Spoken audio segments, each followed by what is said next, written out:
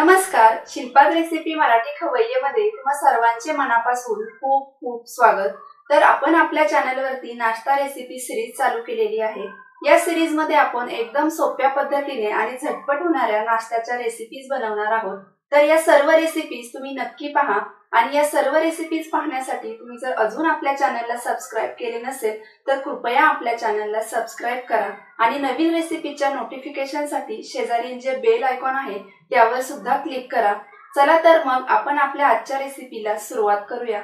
आज आपण अगदी सोप्या पद्धतीने आणि झटपट होणारा मऊ लुसलुशीत जाळीदार असा ढोकळा बनवणार आहोत। ढोकळा बनवण्यासाठी इथे आपण 1 कप बेसन पीठ घेतलेले आहे। या बेसन पिठाचे वजनी प्रमाण बरोबर 125 ग्रॅम आहे। आपण घरामध्ये रेग्युलर जे बेसन पीठ वापरतो तेच हे बेसन पीठ आहे। आता आपल्याला हे बेसन पीठ व्यवस्थित असे चाळून घ्यायचे आहे। ही खूप महत्त्वाची स्टेप आहे, यामुळे आपला ढोकळा जो आहे तो छान जाळीदार होण्यास मदत होते। आता आपण हे बेसन पीठ एका वाटीमध्ये काढून घेऊयात। त्यानंतर दुसऱ्या एका वाटीमध्ये घेऊयात अर्धा कप पाणी। या पाण्यामध्ये टाकूयात 1 चमचा साखर आणि अर्धा चमचा सायट्रिक ऍसिड। हे सायट्रिक ऍसिड तुम्हाला कोणत्याही किराणाच्या दुकानामध्ये सहज मिळून जाईल। आता ही साखर आणि सायट्रिक ऍसिड आपल्याला या पाण्यामध्ये पूर्णपणे विरघळवून घ्यायचे आहे। तर या इथे तुम्ही पाहू शकता साखर आणि सायट्रिक ऍसिड दोन्ही पाण्यामध्ये व्यवस्थित विरघळलेले आहे। आता आपण या पिठामध्ये टाकून घेऊयात 1 चमचा मीठ आणि एकदम चिमूटभर थोडीशी हळद। आता मीठ आणि हळद आपल्याला पिठामध्ये व्यवस्थित मिक्स करून घ्यायचे आहे। मीठ आणि हळद व्यवस्थित पिठामध्ये मिक्स करून झाल्यानंतर आपण साखर आणि सायट्रिक ऍसिड विरघळवून ठेवलेले जे पाणी होते ते आता या पिठामध्ये टाकून घेऊयात। आता आपल्याला हे पाणी या पिठामध्ये व्यवस्थित मिक्स करून घ्यायचे आहे। आपले मिश्रण अजून थोडेसे घट्ट आहे, त्यामुळे आपण त्याच्यामध्ये अजून 2 ते 3 टेबलस्पून पाणी ऍड करूयात आणि पुन्हा व्यवस्थित मिक्स करून घेऊयात। आणि त्यानंतर आता आपण याच्यामध्ये टाकूयात आपले 2 चमचे खाण्याचे तेल। हे तेल सुद्धा आपल्याला या मिश्रणामध्ये व्यवस्थित मिक्स करून घ्यायचे आहे। तर या इथे तुम्ही पाहू शकता आपले ढोकळ्यासाठी लागणारे मिश्रण व्यवस्थित तयार झालेले आहे। आता आपण या मिश्रणावरती झाकण ठेवून हे मिश्रण 10 मिनिटे असेच ठेवणार आहोत। तोपर्यंत आपण बाकीची पूर्वतयारी करून घेऊया। इथे आपण एक कुकरचा डबा घेतलेला आहे, त्याच्यामध्ये आपण थोडेसे तेल टाकून घेऊया। आता हे तेल आपल्याला डब्याला आतल्या साईडने व्यवस्थित लावून घ्यायचे आहे। त्यानंतर इथे आपण गॅसवर कढई गरम करायला ठेवलेली आहे आणि त्याच्यामध्ये 1 ग्लास पाणी टाकलेले आहे आणि एक स्टँड ठेवलेले आहे।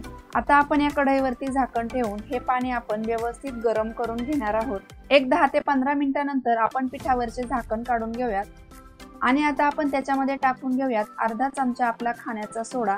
आणि आता हा सोडा ऍक्टिव्ह होण्यासाठी आपण त्याच्यावरती 1 चमचा पाणी टाकून घेऊयात। आता हा सोडा आपल्याला या पिठामध्ये व्यवस्थित मिक्स करून घ्यायचा आहे।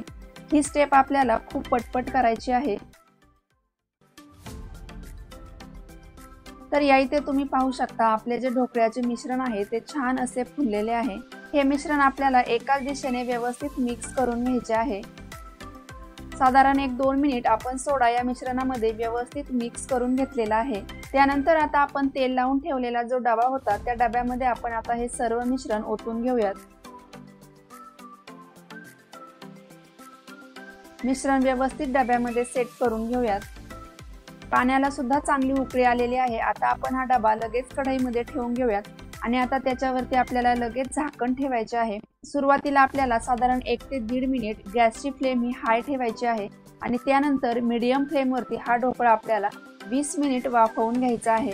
20 मिनिट पूर्ण होईपर्यंत आपल्याला या ढोकळ्यावरचे झाकण अजिबात काढायचे नाहीये। 20 मिनिटांनंतर आपण झाकण काढून घेऊयात। तर या इथे तुम्ही पाहू शकता ढोकळा जो आहे तो व्यवस्थित तयार झालेला आहे। आपण सुरीने चेक करूयात। तर तुम्ही पाहू शकता आपली सुरी सुद्धा एकदम व्यवस्थित अशी क्लीन निघालेली आहे, म्हणजेच आपला ढोकळा जो आहे तो व्यवस्थित असा शिजलेला आहे। आता आपण 5 मिनिट हा ढोकळा कढईमध्ये असाच ठेवूयात आणि 5 मिनिटांनंतर हा ढोकळा आपण या कढईमधून बाहेर काढून घेऊयात आणि व्यवस्थित असा पूर्णपणे थंड करून घेऊयात। ढोकळा व्यवस्थित थंड होत आहे तोपर्यंत आपण फोडणी तयार करून घेऊयात। त्यासाठी कढईमध्ये टाकून घेऊयात 2 चमचे तेल। तेल व्यवस्थित गरम झाले की त्याच्यामध्ये टाकूयात 1 चमचा मोहरी, 2 ते 3 हिरव्या मिरच्या आपण इथे उभ्या कापून घेतलेल्या आहेत त्या सुद्धा टाकून घेऊयात। त्यानंतर टाकूयात कढीपत्ता। या मिरच्या आपल्याला या तेलामध्ये व्यवस्थित परतवून घ्यायच्या आहेत। मिरच्या व्यवस्थित परतल्यानंतर आपण त्याच्यामध्ये टाकूयात अर्धा ग्लास पाणी, 2 चमचे साखर, चिमूटभर मीठ आणि चिमूटभर सायट्रिक ॲसिड टाकून घेऊयात। आता या पाण्याला आपल्याला एक चांगली उकळी येऊन द्यायची आहे। तर या इथे तुम्ही पाहू शकता पाण्याला व्यवस्थित उकळी आलेली आहे। आता आपण गॅस बंद करूयात आणि आपली ही फोडणी जी आहे ती सुद्धा आपण थंड होऊन देणार आहोत। आता आपण हिरवी चटणी तयार करून घेऊयात। त्यासाठी मिक्सरच्या भांड्यामध्ये टाकून घेऊयात 1 कप कोथिंबीर, अर्धा कप पुदिना, 2 हिरव्या मिरच्या, 2 ते 3 लसणाच्या पाकळ्या, 1 चमचा साखर, 1 चमचा जिरे, 2 चमचे भाजलेली चणा डाळ, चवीनुसार मीठ आणि वाटल्यानंतर चटणी काळी पडू नये म्हणून 1 चमचा लिंबाचा रस टाकून घेऊयात। आणि आता त्यानंतर आपल्याला याच्यामध्ये थोडंसं पाणी घालून ही चटणी मिक्सरला छान अशी बारीक वाटून घ्यायची आहे। तर या इथे तुम्ही पाहू शकता आपली हिरवी चटणी तयार झालेली आहे। आता आपण ही चटणी एका वाटीमध्ये काढून घेऊयात। आपला ढोकळा सुद्धा व्यवस्थित थंड झालेला आहे। अगोदर आपण सुरीने ढोकळ्याच्या कडा व्यवस्थित मोकळ्या करून घेऊयात आणि त्यानंतर आता आपण ढोकळा प्लेटमध्ये काढून घेऊयात। तर या इथे तुम्ही पाहू शकता छान जाळीदार असा आपला ढोकळा तयार झालेला आहे। डबा सुद्धा जो आहे तो व्यवस्थित क्लीन निघालेला आहे। आता आपण हा ढोकळा सुरीने व्यवस्थित कट करून घेऊयात। तुम्हाला हव्या त्या लहान मोठ्या पीस मध्ये तुम्ही हा ढोकळा कट करू शकता।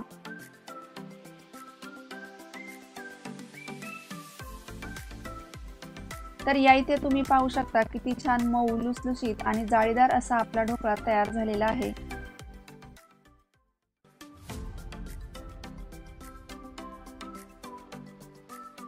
आता आपण जी फोडणी तयार करून ठेवलेली होती ती फोडणी आता आपण या ढोकळ्यावरती व्यवस्थित टाकून घेऊयात। हा ढोकळा बनवण्यासाठी आपण जे साहित्याचे प्रमाण वापरलेले आहे ते एकदम परफेक्ट प्रमाण आहे। या प्रमाणामध्ये तुम्ही हा ढोकळा नक्की बनवून पहा।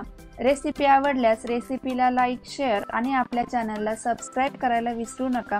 तसेच नवीन रेसिपीच्या नोटिफिकेशनसाठी शेजारी बेल आयकॉनवर सुद्धा क्लिक करा। पुन्हा भेटूया अशाच एका नवीन रेसिपीसह। तोपर्यंत धन्यवाद।